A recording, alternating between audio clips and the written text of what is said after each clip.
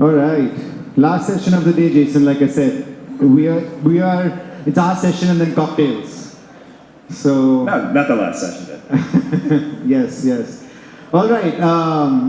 So guys, this is. I told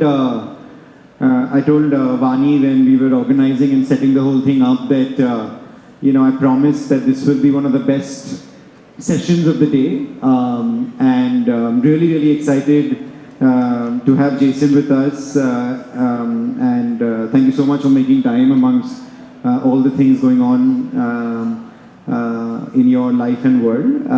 But very quickly, just as introductions, my name is Aakrit Vaish. Been running an AI company called Haptik for the last decade. We're now India's largest AI platform, and then recently been spending time on just thinking about what AI means for India. Jason? Hey, Jason Kwan, I'm the Chief Strategy Officer at OpenAI. Been there for about 3 years, and before that I spent a bunch of time at Y Combinator and also Coastal Ventures. Lost my second career. I used to be a software engineer in my 20s, and I really don't do just law anymore.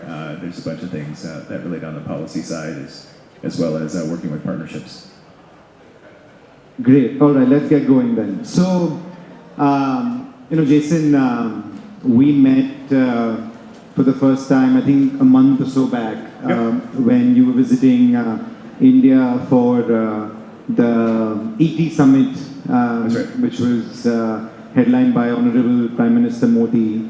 And during the conversation and then even during the purpose of your trip, it was interesting to hear a little bit about just your perspective on India and how you're thinking about it, right? So, like I said, the audience over here is founders, investors, policymakers between the India-US corridor. So, to kick this off, how are you thinking of India as an opportunity, as a market, as a country for OpenAI? Yeah, India is incredibly important to us, and if you think about also where all the developers are, it has the most number of developers in the world. And if you also think about how artificial intelligence is going to be something that helps everybody, you kind of want to really think about where are regions of the world where adoption is really desired, and people want to use the technology to also kind of like leapfrog in terms of economic development. And I think both of those ingredients exist in the Indian market. And I think the other part of technology that kind of goes underrated and people don't talk about enough is just that attitude of joy. And I think that just in my career in working with lots of people and also in the past at YC, whenever I've encountered people working, especially in the Indian market, that's the attitude that I see most often. So for all those reasons, I think it's incredibly important to us. What did you learn on your trip? I think a few things. So one is a lot of enthusiasm for the technology, and I think that there's more of that development even happening outside of even just people building on OpenAI. I think like there are a lot of people that are building on open source tooling, and I think just a lot of experimentation occurring. I think the second is how much core engineering features like cost and latency continue to matter.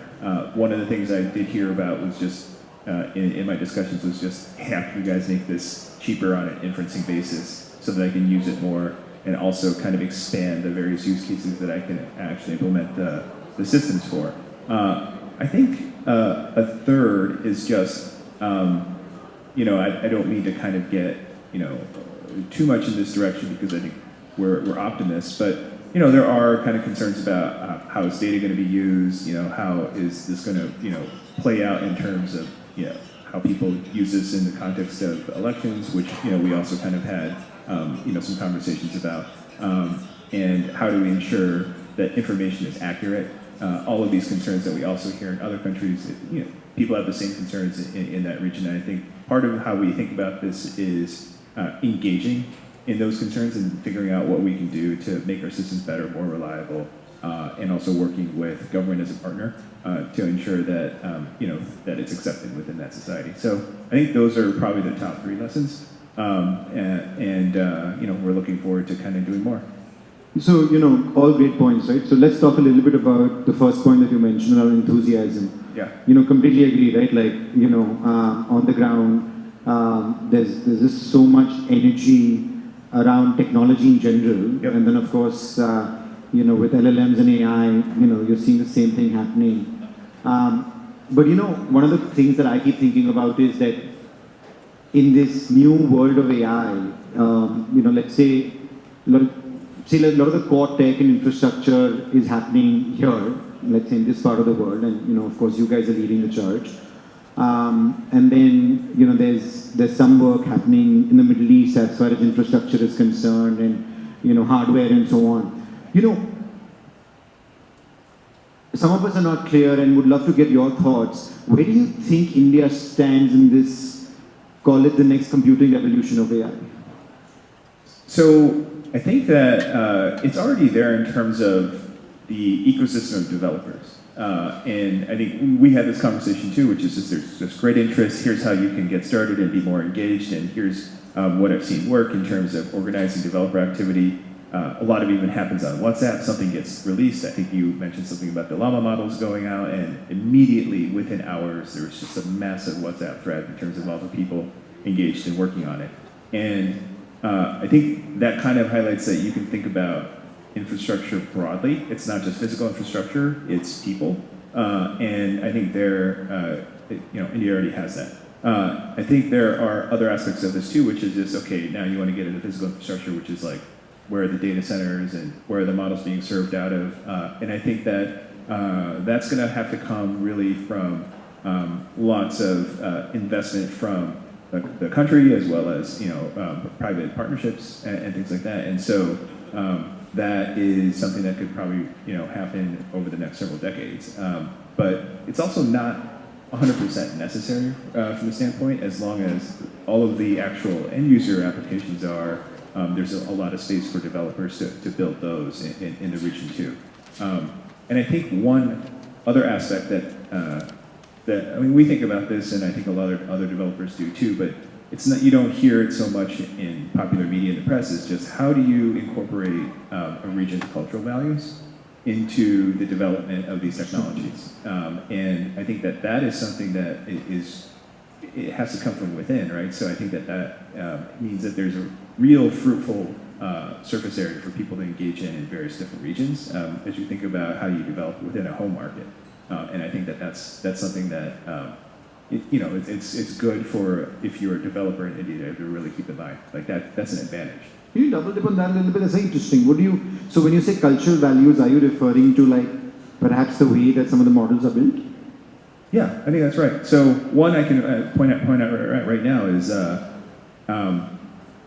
distribution of training data, for example, for pre-training of these systems. It's still majority English content, and that has really to do with the amount of content there just is on the internet to begin with. A lot of it is in English, and that has downstream implications, because if the models are trained on that as one of the principal languages, once you get to some place like India and you're having it speak in Indic languages, there's a cost equation there on inferencing. And other people were pointing this out too. They were coming up to me and saying, hey, I love your systems, but if I do a cost comparison, if I'm having it essentially generate content in Hindi, it's actually a lot more expensive. And what can you do about that? And so that is in some sense a blind spot. But it is not a blind spot when you are developing locally, right? And it's something that's really front and center. And I think that, again, like that is both, something that can be improved upon from a foundation model builder's perspective, but it's also an insight advantage that you have if you're, within that country developing on top of these technologies, because you will probably have better insights about where those optimizations could occur. It's a great point. So, and I think maybe I know the answer to this, but today or in the foreseeable future, are you guys thinking of potentially building models in native languages for the different countries? So I think that is work that's an active line of research, which is how can you get down to, for example, the level of a tokenizer and change how that works so that it is better for particular languages. And the more language data that we have, the better that research can be. So it's something that we care about and we do work on, but it's also something that we're looking for help with too. So did you have conversations, or are you potentially exploring like the help or relationships in India who can provide that data? Yeah, we're definitely interested in that. Yeah. Got it. Okay, great. All right. We cannot have a conversation on any of this without talking about policy. Sure. You mentioned a little bit in terms of how, there's elections here and, there's some of the work that you've been doing. And also, I think all of us now are aware, the cat is out of the bag, that the first OpenAI hire in India is on the policy side. I think this applies to India, of course, but even at a global level, one of the things that I've been very curious about, and you very graciously pointed me in a direction, was how does OpenAI think of engaging with governments in different countries, and then specifically India, and why does it matter so much in the times that we live in? Why does it matter so much? What, sorry? In the times that we live in today. Oh, in the times that we live in. Just a lot of times when we go to kind of ambiguous or gray area questions, or gray is not really the right word, but complicated questions, let's say. The first place we go to is just our mission statement, which is to make sure that artificial intelligence benefits all of humanity.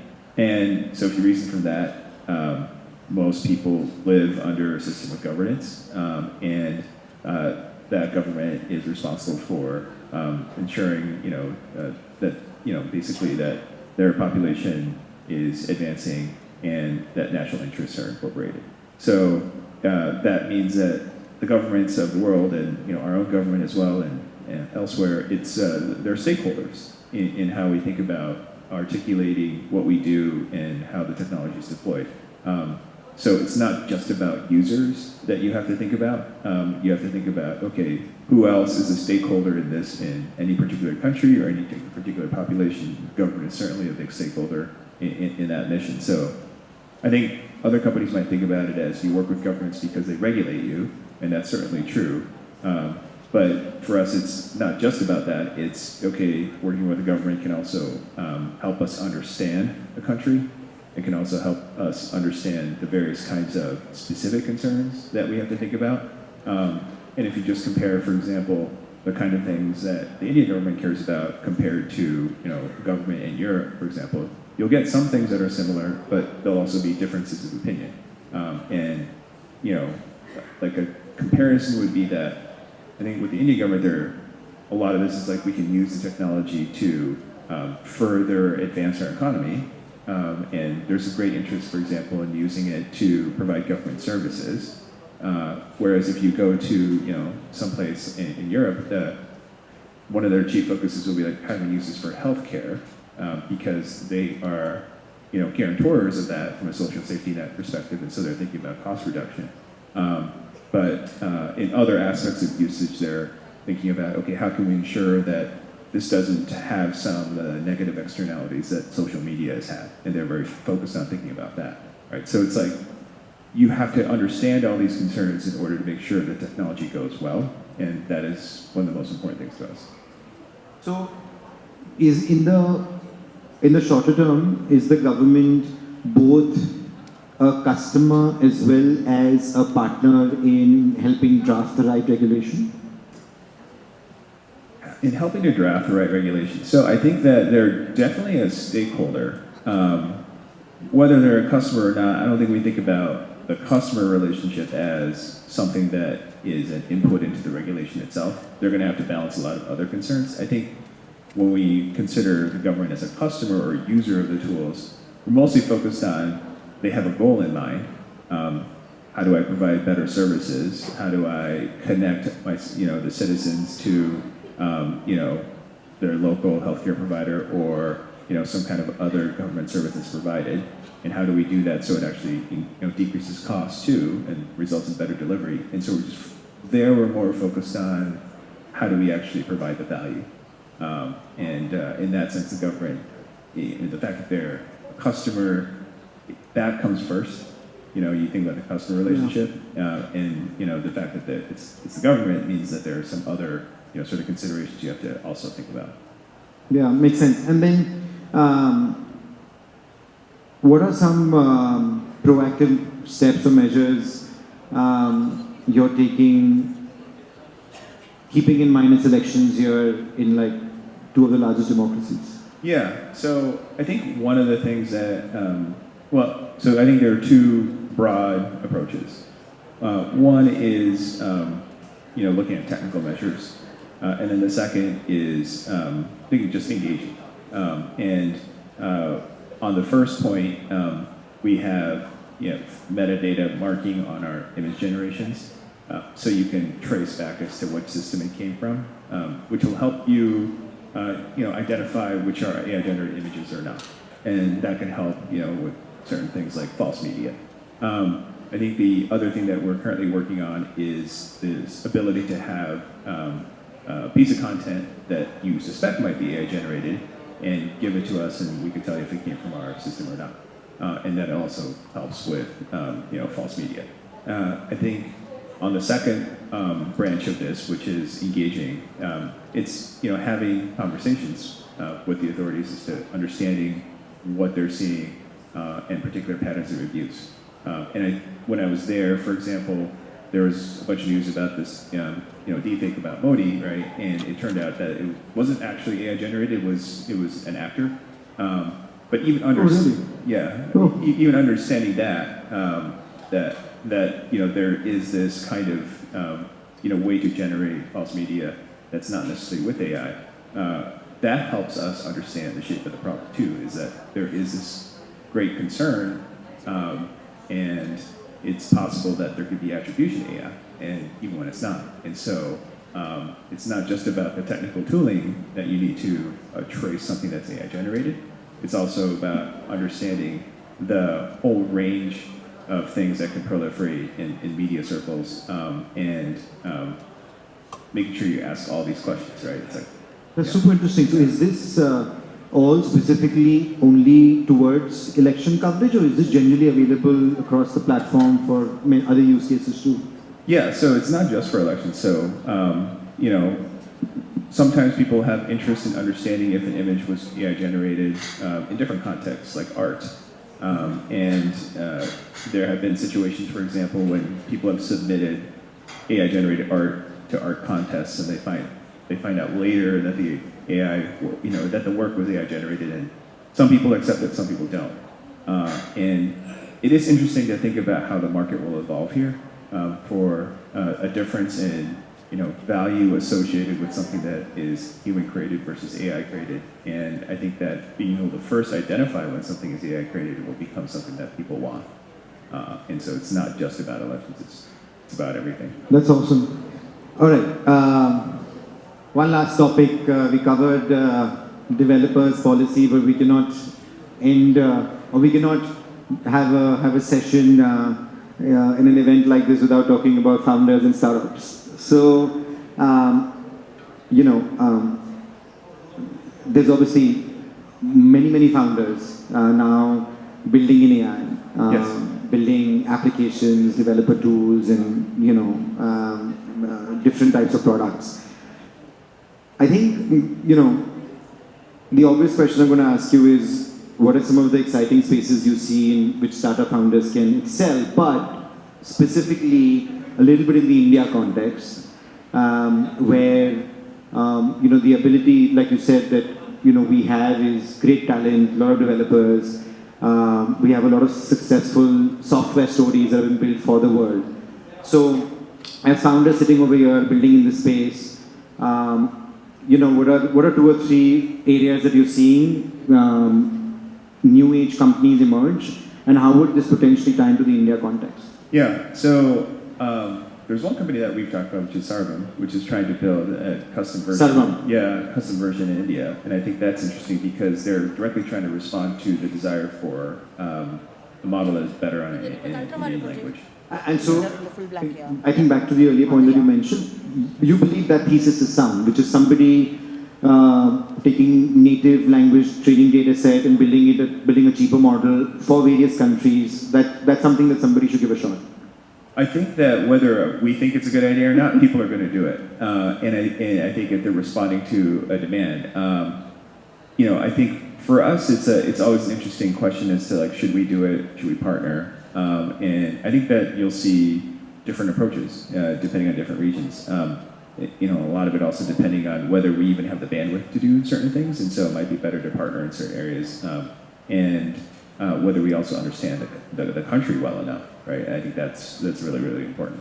I think, other kind of use cases we've seen is one that I did talk about, which is digital green, which is kind of using the technology to help, with the farmers in terms of, getting their, the best prices and, the distribution of their agricultural products. I think one other thing that was really kind of interesting to think about was when we were talking to some of the government officials, they were talking about, we have these pamphlets that we hand out to our workers as they get ready to provide various services. And it would be very interesting to us if you could turn the pamphlet, which is a 200-page pamphlet, into a chatbot, and then we wouldn't have to produce these and train people on them, in the old way anymore, and we could hire more, in situations where we need volunteers or temporary workers,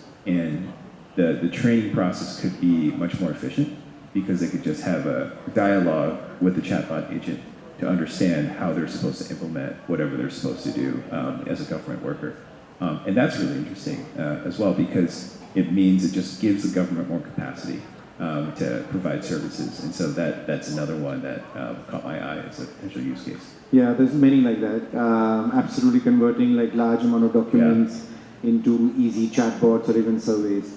Cool, we're almost out of time, but I'm going to ask you one question, which ever since this session got booked, I wanted to. So, when Sam was in India last, there was this video that went viral. I think I know. And I'm going to ask you the same exact question. There was a video that went viral, and there's no press here today, and there's nobody posting on social media today. But the question he got asked was that, hey, look, OpenAI has billions of dollars to do many things. A founder sitting in India, what can they do with, maybe $10-15 million? What are the applications to build? That's the question. For those who don't know, Sam answered along the lines of, look, you can do this, you can do that. And then I think he got pushed to say, oh, can they build foundation models? And I think Sam answered saying no. And that's what basically went viral all over, where somebody commented saying that, oh, India cannot build models. Anyway, so we're going to give you a chance to correct that now.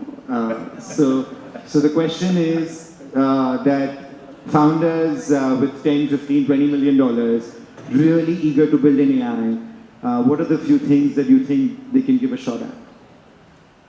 From India. Yeah. So I think that it's interesting to think about what you can build on a fine-tuning basis, because that doesn't require you to make the same kind of capital investment or capital expenditure as a large foundation model. And I think at that time when Sam was asked that question, the cost of training something like GPT-4 was, it was like $100 million. And so, that's just simple math. But the cost to fine-tune a model is radically less. And that is actually something that could be very valuable, because you don't always want general purpose power. You want something that's really good at a specific task. And we see developers doing that now, is that they will take a bunch of data sets and they will fine-tune a model either on our platform or one of the open source models. I think another one to consider is breaking down foundation models into different modalities. So trying to get to one that is based on text, that has a lot of emergent reasoning capabilities, that still costs a lot in terms of CapEx. But if you look at, for example, image models, like the one that was trained, I think, by Runway and Stability, that one costs several $1 million to train. I think maybe even less than that. And so there's, if you define foundation model as just a base model, the image model actually as a foundation model is fairly cheap. And you might find certain types of patterns like that in terms of cost in other modes, right? So I don't know, maybe in audio, I think that the cost might also be cheaper. Certainly, that was one of the factors in terms of us open sourcing Whisper, which is the speech-to-text model. You give it a piece of audio speech and it will transcribe it into text. And the cost involved in training that is much less. So I think that's one way you can sort of parse out, okay, how much money do I have and what should I spend it on that's actually going to produce a product on the other end that will, produce a business of some kind that I can then continue to raise money on. And I think that's a way to kind of think about this. Great. I think you definitely made up for the last answer. No, this was, I completely agree with you, by the way, on just some of the aspects around fine-tuning audio as well. So, that said, this has been amazing. Thank you. Jason, thanks so much for coming down and spending time with us. We have cocktails, and I know that you have a lot of questions for a lot of us around India. So, please, I think that everybody is looking forward to chat over a beer or wine or whatever the flavor is. Good to go? Yeah, sounds great. Thank you so much. Awesome.